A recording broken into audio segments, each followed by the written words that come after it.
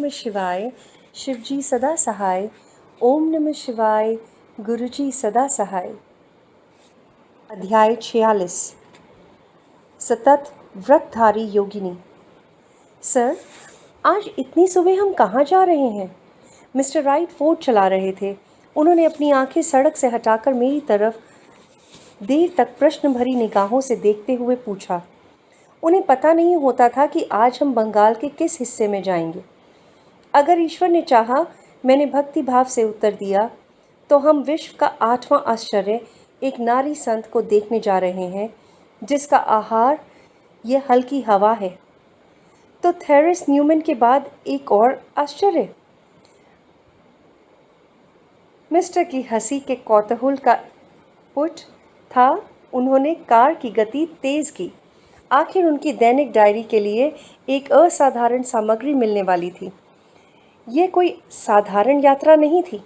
Ranchi school को अभी अभी हमने पीछे छोड़ा था, क्योंकि हम सूरज निकलने से पहले उठ गए थे। 3 बंगाली मित्र भी हमारे साथ थे। हम सुबह सुबह की ऊर्जा से ताजगी भरी हवा का पान प्राकृतिक मदिरा के रूप में कर रहे थे। हमारे ड्राइवर मिस्टर राइट सुबह सुबह निकले किसान और बैलगाड़ियों से बचते हुए कार को धीरे धीरे चला रहे थे। गाड़ियों से जुते बैलों पर गाड़ी के भोंपू का कोई असर होता नहीं था दिख रहा था। सर, हमको उस सतत व्रतधारी संत के बारे में और बताइए। उनका नाम गिरीबाला है। मैंने अपने साथियों को बताया। वर्षों पहले मैंने एक विद्वान संत से उनके बारे में सुना था। उनका नाम स्थिति लाल नंदी है। वे गुरपार रोड वाले घर में मेरे भाई विष्णु को पढ़ाने आते थे। स्थिति बाबू ने मुझे बताया था, मैं गिरी बालाजी को बहुत अच्छी तरह से जानता हूँ। एक निश्चित योग तकनीक का वे उपयोग करती हैं, जिसके द्वारा वे बिना कुछ खाए जीवित रह सकती हैं। मैं उनका पड़ोसी था जब वे इच्छापुर के पास नवाबगंज में रहती थीं। मैंने बहुत ध्यान से उन पर नज़र रखी। मुझे एक भी ऐसा प्रमाण नहीं मिला जिससे पता चलता कि वे कुछ खा पी रही थीं। अंत में मेरी रुचि इतनी जागृत हो गई कि मैं बर्धमान के महाराजा के पास गया और उन्हें उन पर परीक्षण करने के लिए कहा। मेरी कहानी सुनकर उन्हें बहुत आश्चर्य हुआ। उन्होंने उनको महल में आने का आमंत्रण दिया। उन्होंने परीक्षण के लिए अपनी सहमति दे दी और उनके घर के एक छोटे से कमरे में 2 महीने के लिए रहीं। बाद में वे राजमहल में 20 दिनों के लिए आ गईं। फिर तीसरे परीक्षण के लिए 15 दिनों के लिए आईं। महाराजा ने स्वयं मुझे बताया कि 3 कड़ी जांच ने उन्हें पक्का यकीन दिला दिया कि वे पूर्ण रूप से बिना किसी आहार और जल के रहती हैं। स्थिति बाबू की यह कहानी मेरी स्मृति में पिछले 25 वर्षों से है। ये कहकर मैंने अपनी बात समाप्त की। कभी कभी अमेरिका में ये सोचता था कि मेरे मिलने से पहले कहीं समय की नदी योगिनी को निगल न जाए। अब उनकी काफ़ी उम्र हो गई होगी। मुझे पता नहीं कि वे कहाँ हैं या वे अभी जीवित हैं भी कि नहीं, लेकिन कुछ ही घंटों में हम पुरुलिया पहुँच गए। उनके भाई का वहाँ मकान है। 10:30 बजे हम उनके भाई के साथ बातें कर रहे थे। लंबादर डे, जो पुरुलिया में वकील है। हाँ, मेरी बहन जीवित है। वे कभी कभी यहाँ आकर मेरे साथ रहती है, लेकिन अभी वे हमारे ब्यूर के पारिवारिक घर में रह रही है। लंबादर बाबू ने फोर्ड कार को संशय भरी नज़रों से देखते हुए कहा, स्वामी जी, मुझे नहीं लगता कि कभी कोई गाड़ी ब्यूर जैसे सुदूर पिछड़े इलाके तक गई होगी। अच्छा होगा कि आप सब बैलगाड़ी के झटके के लिए तैयार हो जाएं। हमारी मंडली में से एक ने डेट्रॉइट शहर के गर्व के प्रति अपना विश्वास जताया। ये फोर्ड कार अमेरिका से आई है, मैंने वकील को बताया। ये तो बड़ी शर्म की बात होगी यदि हम इसे बंगाल के हृदय से मिलने से वंचित रखें। तब तो गणेश भगवान आपके साथ रहें। लंबादर बाबू ने हंसते हुए विनम्रता से कहा, यदि आप वहां पहुंच जाएंगे तो मुझे यकीन है कि गिरीबाला आपको देखकर बहुत खुश होंगी। उनकी उम्र 70 के आसपास है, मगर उनका उत्तम स्वास्थ्य है। कृपया करके मुझे बताएं, सर, कि क्या ये सच है कि वे कुछ भी नहीं खाती? मैंने उनकी आंखों में सीधे देखकर पूछा, आंखें जो मन के विचारों की खिड़की है। एक चित्र जिसमें गिरीबाला, इस महान महिला योगिनी ने वर्ष 1880 से किसी भी प्रकार का भोजन अथवा पेय ग्रहण नहीं किया है। ये वर्ष 1936 में बंगाल के सुदूर गांव ब्यूर में उनके घर में उनके साथ ली गई तस्वीर है। उनकी निराहार स्थिति की कड़ी छानबीन बर्दवान के महाराजा ने की थी। ये एक निश्चित योग तकनीक का प्रयोग अपने शरीर की शक्ति को बनाए रखने के लिए करती हैं। वे ईश्वर, व्योम, सूर्य और वायु से लौकिक ऊर्जा प्राप्त करती हैं।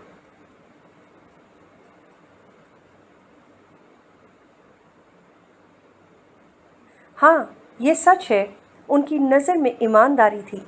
50 वर्षों से ज़्यादा समय से मैंने उनको एक भी दाना खाते हुए नहीं देखा। यदि दुनिया अचानक खत्म हो जाए तो मुझे इतना आश्चर्य नहीं होगा जितना अपनी बहन को खाते देखकर होगा। हम इन दो असाधारण ब्रह्मांडीय घटना के बारे में सोचकर हंस पड़े। गिरिबाला ने कभी भी अपने योग अभ्यास के लिए एकदम अलग एकांत स्थान नहीं ढूंढा। वे हमेशा अपने परिवार और मित्रों से घिरी रहीं।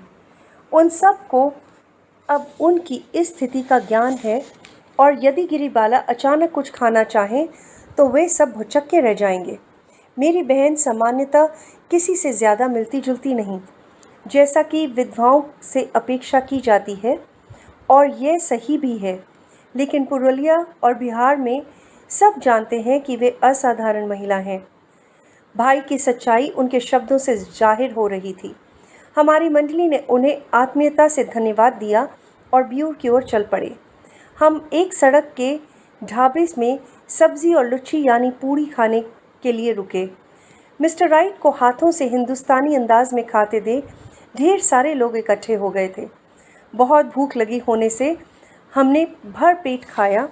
इतना खाना सही ही रहा, क्योंकि हमें पता ही नहीं था कि आज की दोपहर काफ़ी कष्टकर साबित होने वाली थी। हमारा रास्ता पूर्व की ओर धूप से दहकते धान के खेतों से होते हुए बंगाल बर्दवान की ओर जा रहा था।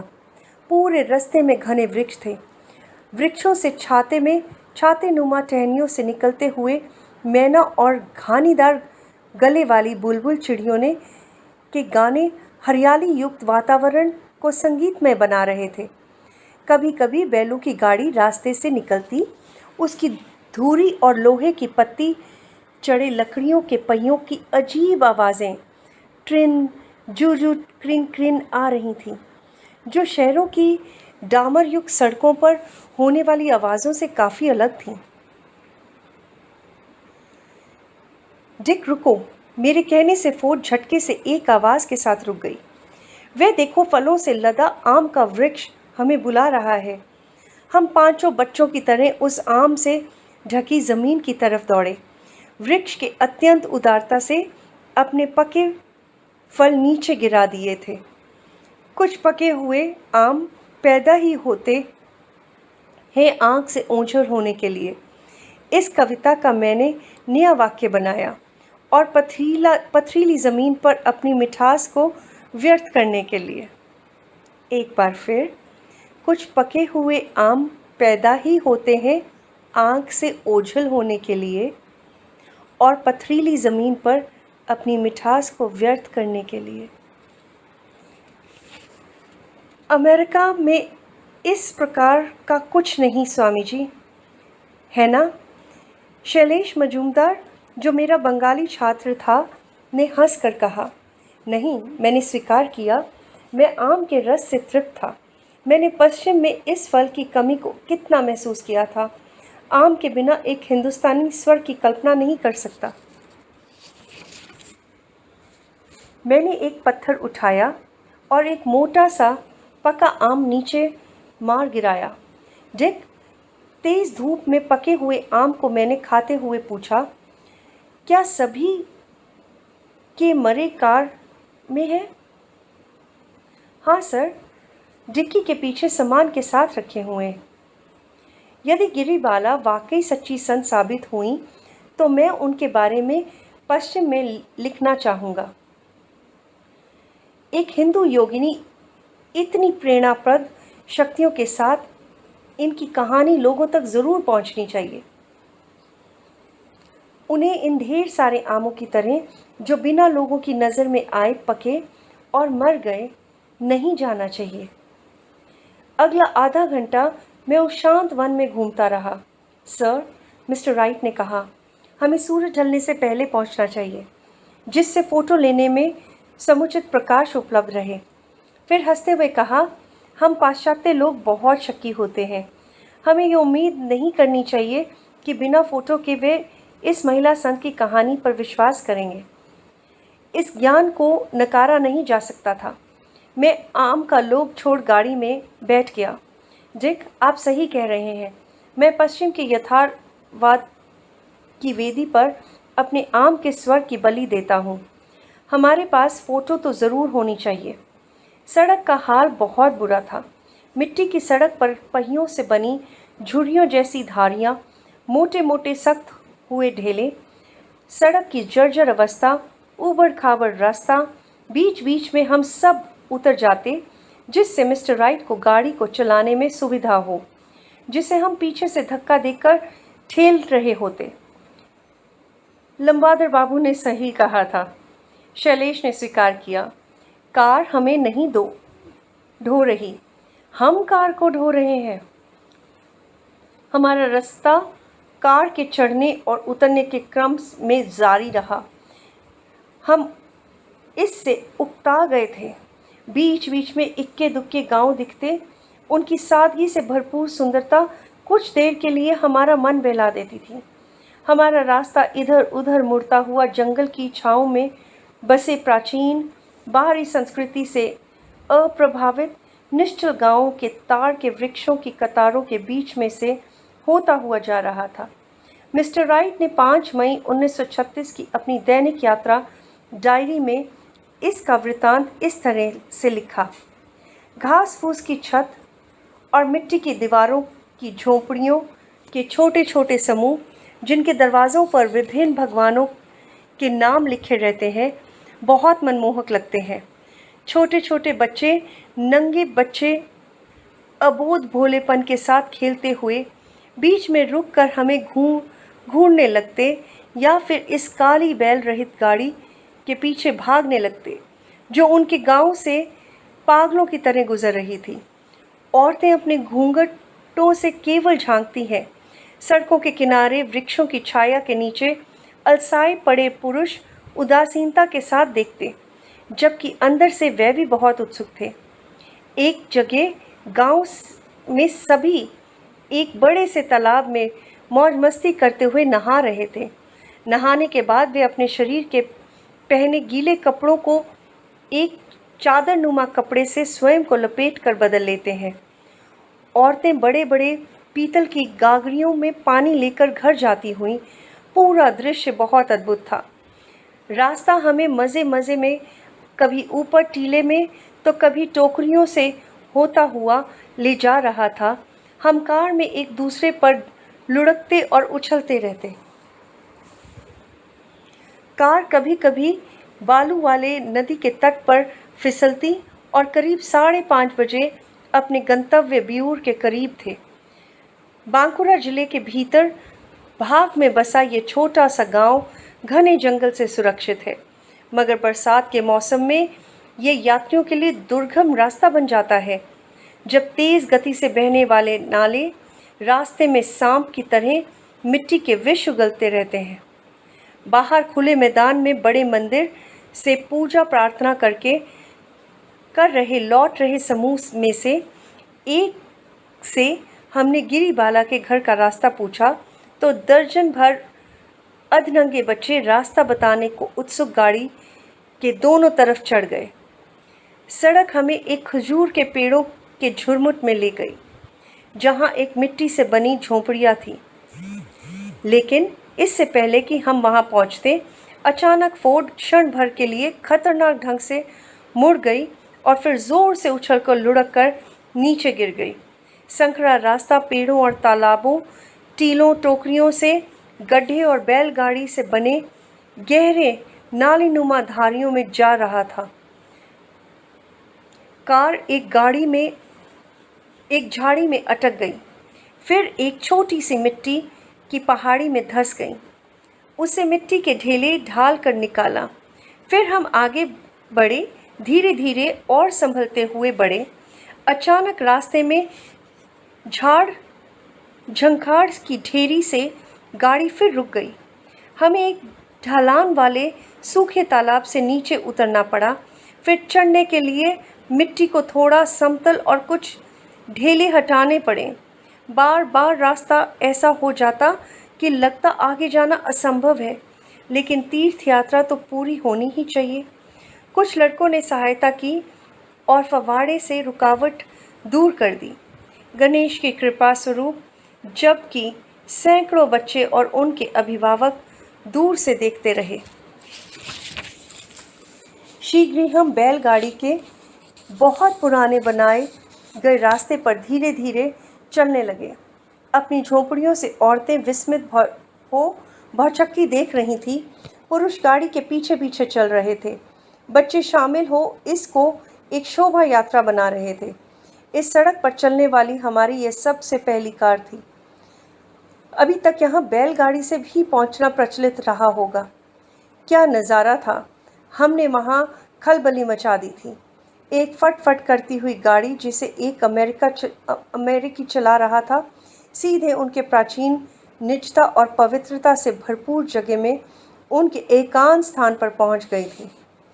एक पतली गली के सामने रुकने पर हमने देखा हम गिरिबाला के पुश्तैनी घर से मात्र 100 फीट की दूरी पर थे।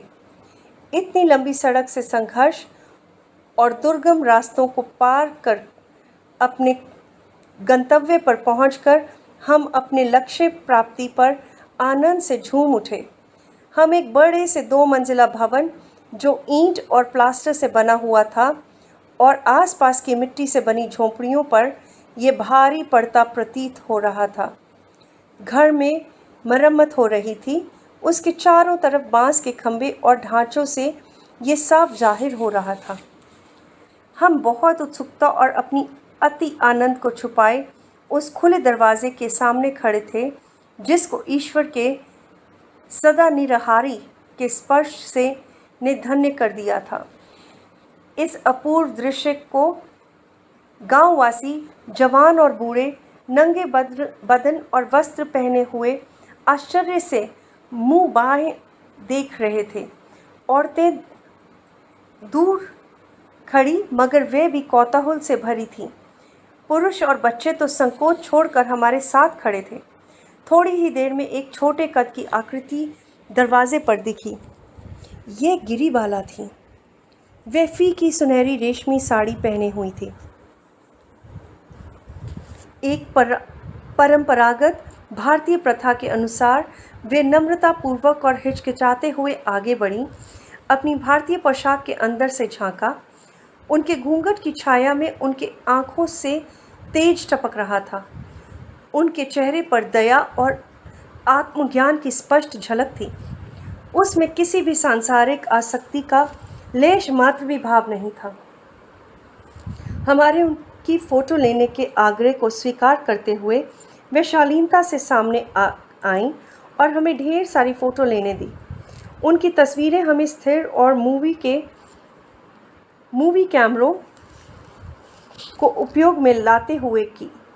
धैर्य और शर्माते हुए उन्होंने हमारे प्रकाश आदि व्यवस्था को होने दिया।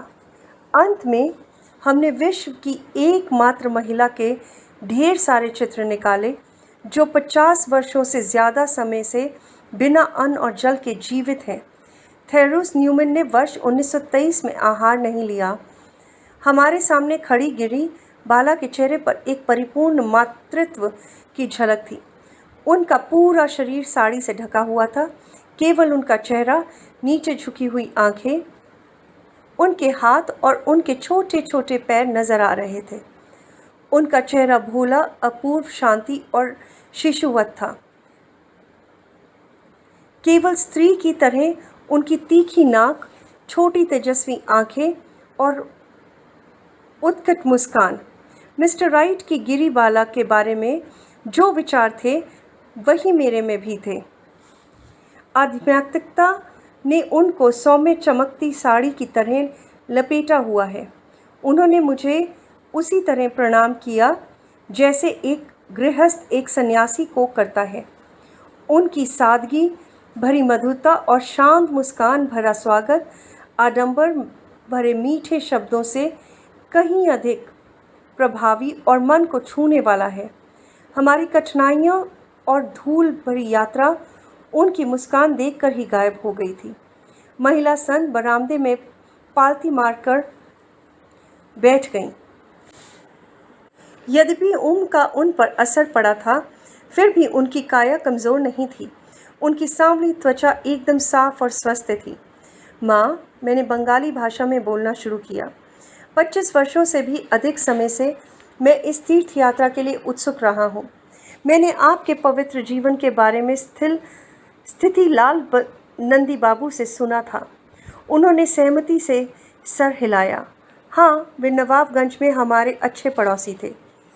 उन दिनों मैं समुद्र पार चला गया था, लेकिन मैं आपसे मिलने और दर्शन करने की बात को कभी नहीं भूला। अज्ञात रहकर जो उन्नत और महान लीला आप रच रही हैं, उसे विश्व के सामने लाना चाहिए। 1 मिनट के लिए उन्होंने अपनी आंखें ऊपर की, मुस्कुराते हुए उत्सुकता के साथ मुस्कुराईं। बाबा, ईश्वर जानता है उचित क्या है, उन्होंने नम्रतापूर्वक कहा। मुझे खुशी हुई कि उन्होंने मेरी बात का बुरा नहीं माना। ये किसी को नहीं पता कि एक योगी या योगिनी इस तरह के प्रचार पर कैसी प्रतिक्रिया करें। साधारणतया नियम के अनुसार वे अपनी आत्मा की गहरी खोज शांत और एकांत वातावरण में करते हैं। जब ज्ञान की खोज करने वालों के हितार्थ अपना जीवन खुले आम उसे दिखाने का उचित समय आता है, तब उनका अंतर्मन उन्हें ऐसा संदेश दे देता है। आपसे ढेर सारे प्रश्नों को पूछने के लिए मुझे क्षमा करें। केवल उन्हीं प्रश्नों का जवाब दें जो आपको उचित लगे, अन्यथा आपकी चुप्पी मुझे परेशान नहीं करेगी। मैं उसे भी उचित समझूंगा। उन्होंने बड़ी विनम्रता से अपने हाथ फैलाते हुए कहा, मुझ जैसी छोटी और अज्ञानी स्त्री जितना संतुष्टजनक उत्तर दे पाएगी उतना मैं दूंगी।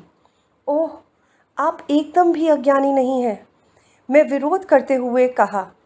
आप एक महान आत्मा हैं। मैं सबकी विनम्र सेविका हूँ। उन्होंने अत्यंत आत्मीयता से कहा, मुझे खाना बनाना और लोगों को खिलाना बहुत अच्छा लगता है। कितना अजीब शौक है एक निराहारी संत के लिए, मैंने मन ही मन सोचा। माँ, मुझे अपने मुंह से बताइए कि क्या आप भोजन किए बिना जीवित रहती हैं? हाँ, ये सच है। वे कुछ क्षणों के लिए चुप हुईं। फिर उनके जवाब से पता चला कि वे मन ही मन गणित लगा रही थीं। 12 वर्ष 4 माह की उम्र से आज 68 वर्ष की उम्र तक, जो कि 55 वर्ष होता है, मैं बिना किसी आहार और द्रव्य के बिना हूँ। क्या आपको खाने की इच्छा नहीं होती? यदि मुझे खाने की इच्छा होती तो मुझे खाना ही पड़ता। उन्होंने बड़ी सादगी और बड़े सौम्य भाव से स्वयं द्वारा सिद्ध किए सत्य को कहा। सभी को दिन में 3 बार खाना खाने का विचार ज्ञात है, लेकिन कुछ तो आप ज़रूर खाती हैं। मेरी आवाज़ में विद्रोह की झलक थी। हाँ, क्यों नहीं, मेरे आशय को समझकर उन्होंने मुस्कुराते हुए जवाब दिया। आपको हवा और सूर्य की बारीक ऊर्जा और मस्तिष्क में शीर्ष मेरु यानी मेड्यूला ऑब्लोंगटा द्वारा शरीर को शक्ति देने वाली ब्रह्मांडीय महाप्राण से पोषण मिलता है। बाबा को सब पता है। उन्होंने शांति और सहज भाव से तथ्य को स्वीकारते हुए कहा। माँ, कृपा करके आप मुझे अपने शुरुआती जीवन के बारे में बताइए। इसमें पूरे भारत को बहुत अधिक रुचि होगी और समुद्र पार हमारे भाई बहनों को भी। गिरिबाला ने अपने मितभाषी स्वभाव को एक तरफ रख खुलकर बातचीत करने का मन बनाया और बोलने लगी। ठीक है, मैं बताती हूँ। उनकी आवाज़ धीमी मगर दृढ़ थी। मेरा जन्म इसी वन्य क्षेत्र में हुआ। मेरे जीवन में कुछ विशेष बताने लायक नहीं है, सिवाय इसके कि मुझे बहुत ज़्यादा कभी ना खत्म होने वाली भूख लगती थी। मेरा विवाह बचपन में ही हो गया था। बेटी, मेरी माँ अक्सर मुझे चेतावनी देती, अपने खाने के लालच पर नियंत्रण करो। ऐसा समय आएगा जब तुम अजनबियों के बीच अपने पति के साथ रहोगी, तब वे क्या सोचेंगे यदि तुम पूरा दिन खाना खाने में बिताओगी। जिस बात की माँ को आशंका थी वही हुआ। मैं केवल 12 वर्ष की थी जब मैं अपने पति के घर नवाबगंज गई। मेरी सास सुबह शाम रात हर समय मुझे हमेशा खाते रहने पर ताना मारती रहती थी। उनकी फटकारों में एक तरह से मेरे लिए वरदान छुपा हुआ था। उन्होंने मेरे दबे हुए आध्यात्मिक स्वभाव को जगा दिया। एक दिन सुबह मेरी सास ने मुझे बुरी तरह लज्जित किया। मैंने उनको तुरंत पलटकर जवाब दिया, मैं जब तक जीवित रहूंगी मैं अन्न का एक दाना भी ग्रहण नहीं करूंगी, और यह मैं जल्दी ही आपको साबित करके दिखा दूंगी। मेरी सास ने व्यंग करते हुए कहा, तो तुम बिना खाए कैसे रहोगी जब तुम इतना अधिक खाती हो। इस कटाक्ष का मेरे पास कोई जवाब नहीं था। फिर भी मेरे मन में एक दृढ़ संकल्प घुस गया था। एक एकांत जगह पर मैं अपने परमपिता परमात्मा से प्रार्थना करने लगी। हे ईश्वर, मैं निरंतर प्रार्थना कर रही थी, कृपा करके मेरे पास एक गुरु को भेज दें जो मुझे आपके प्रकार से जीवित कैसे रहना है यह सिखा सके, ना कि खाने के द्वारा। एक दिव्य तंद्रा मुझ पर छा गई। उस सुंदर तंद्रा के मग्न में नवाबगंज के गंगा घाट की ओर चल पड़ी। रास्ते में मुझे अपने पति के परिवार ससुराल के पुरोहित जी मिले। मैंने उन पर विश्वास करते हुए निवेदन किया, पूजनीय पुरोहित जी, कृपया करके मुझे बताएं कि कैसे खाए बगैर जीवित रहा जा सकता है। बिना जवाब दिए वे मुझे देखते ही रह गए। फिर उन्होंने सहानुभूति वाले अंदाज में कहा, बेटी, आज शाम को मंदिर में एक वैदिक संस्कार तुम्हारे लिए करूँगा। इस तरह के अटपटे जवाब से मैं संतुष्ट नहीं थी। मैं घाट की तरफ चलती रही। सुबह का सूरज नदी के जल को भेद रहा था। मैं गंगा में स्वयं को शुद्ध किया, जैसे कि किसी पवित्र दीक्षा के लिए जा रही थी। जैसे ही मैंने नदी का किनारा पार किया, मेरे भीगे वस्त्र मेरे शरीर से चिपके हुए थे। उसी दिन के उजाले में मेरे गुरुदेव मेरे सामने प्रकट हो गए, मेरी छोटी सी बच्ची। उन्होंने बहुत प्यार भरे स्वर में कहा, मैं ही वह गुरु हूँ जिसे ईश्वर ने तुम्हारी उत्कंठ प्रार्थना को पूरा करने के लिए तुम्हारे पास भेजा है। ईश्वर तुम्हारी इस असाधारण प्रकृति वाली प्रार्थना से बहुत अभिभूत हो गए। आज से तुम ईश्वरीय प्रकाश के माध्यम से जीवित रहोगी। तुम्हारे शरीर के अणु उस अनंत रंग से पोषण प्राप्त करेंगे। गिरिबाला शांत हो गई। मैंने मिस्टर राइट से पेन और पैड लिया और अंग्रेजी में इस बात को संक्षिप्त में लिखा जिससे वे समझ सकें। संत ने फिर कहना जारी रखा। उनकी मधुर और बारीक आवाज़ को बहुत ध्यान से सुना जा सकता था। घाट खाली था, मगर मेरे गुरु ने हमारे चारों ओर प्रकाश का एक घेरा बना दिया था, जिससे कोई भूला भटका प्राणी इसमें बाधा ना डाल सके। फिर उन्होंने मुझे क्रिया तकनीक की दीक्षा दी, जिसके द्वारा वे शरीर को मनुष्य की तरह खाने पर रहने की आवश्यकता से मुक्त कर देती है। इस तकनीक में कुछ मंत्र और श्वास अभ्यास शामिल है। ऐसा एक साधारण मनुष्य के लिए करना कठिन है। इसमें कोई औषधि अथवा चमत्कार शामिल नहीं है, केवल क्रिया पद्धति है, इसके अलावा कुछ नहीं है। अमेरिका समाचार पत्रों के रिपोर्टरों की शैली में जो उन्होंने अनजाने में मुझे सिखा दी थी, मैंने गिरी बालाजी से कई ऐसे प्रश्न पूछे जिनके उत्तरों में पाश्चात्य जगत की रुचि होगी।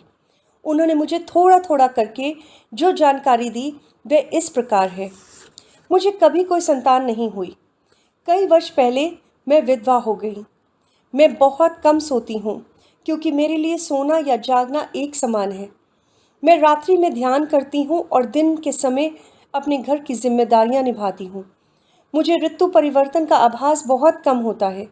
मैं कभी बीमार नहीं पड़ी, ना ही किसी प्रकार का रोग हुआ। यदि अचानक मुझे चोट लग जाए तो थोड़ी मुझे पीड़ा होती है। मैं शरीर से कुछ भी नहीं त्यागती हूँ, जैसे मल त्याग। मैं अपने हृदय की गति और श्वास को नियंत्रण कर सकती हूँ। मैं अपने अंतर्मन में अक्सर अपने गुरु और सिद्ध पुरुषों का दर्शन करती हूँ। मैंने पूछा, माँ, आप औरों को बिना भोजन के जीना क्यों नहीं सिखाती? संसार में लाखों लोग जो भूख से मरते हैं, उनके लिए मेरे मन में जो उम्मीद जागी थी वह एक क्षण में ही चूर हो गई। नहीं, उन्होंने अपना सिर नकारते हुए हिलाया।